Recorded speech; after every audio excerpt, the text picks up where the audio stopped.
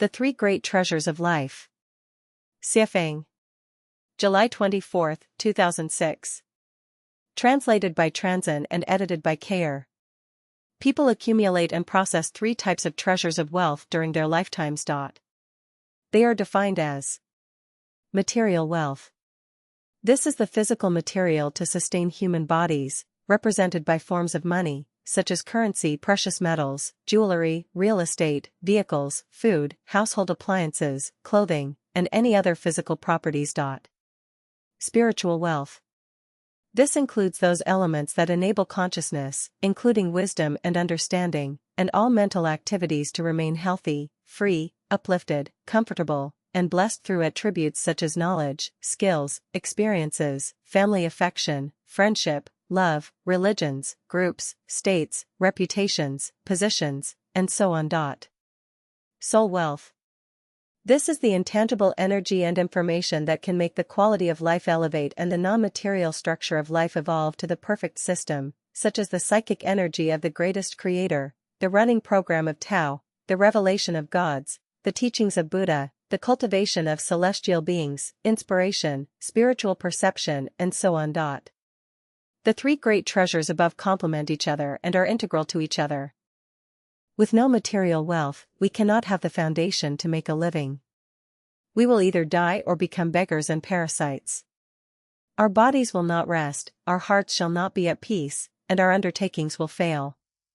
We will be starving and impoverished, and so we must create and get material wealth by relying on our intelligence and hard work. However, those with only material wealth and no spiritual or soul wealth are lacking and tend to commit crime, suicide, and abuse life and nature. Without spiritual wealth, we would be a constantly moving animal who lives by instinct. The lack of ideological wealth would make us lonely, bored, and empty, and we could not reach a state of joy and blessing, and our mentality would be twisted and distorted, suppressed, hot-tempered, eccentric, and prone to go to extremes. However, those with only spiritual wealth but with no material or soul wealth are lacking, prone to being liars, to talk big and fool along. They are likely to do things stealthily, be opportunistic, and become parasites who love to eat, drink, and have fun, as well as careerists and schemers.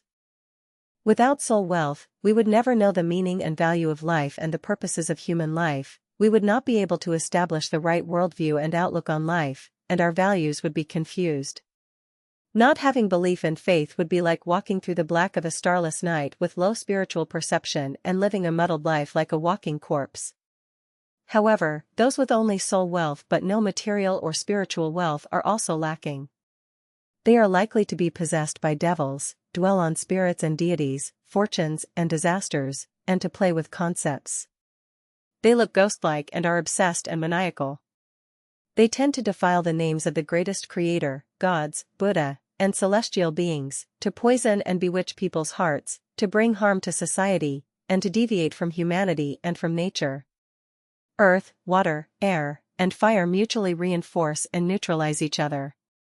Symmetric balance is blessing. If you ignore any single one of the three great treasures, you will not be able to obtain a perfect life, and will walk on a deformed life road. The perfect life should be as such.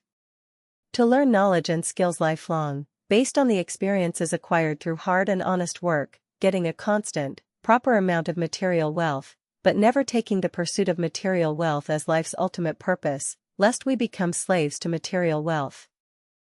To love nature, cherish family affection, friendship, love, to honor our good reputations, to comprehend the revelations of gods and Buddha, to listen to the teachings of saints and sages, to revere nature and the greatest creator, to constantly self-refine and self-improve, to never stop trekking and climbing to the highest realms of life and develop to perfection. To take the way of the greatest creator and pursue the three great treasures, giving neither up nor going to extremes with either, but controlling the balance, having peaceful hearts and minds just like the clear streams falling from the head source while cheering and jumping across valleys and between mountains, winding their way and rushing to the vast ocean while singing all the way.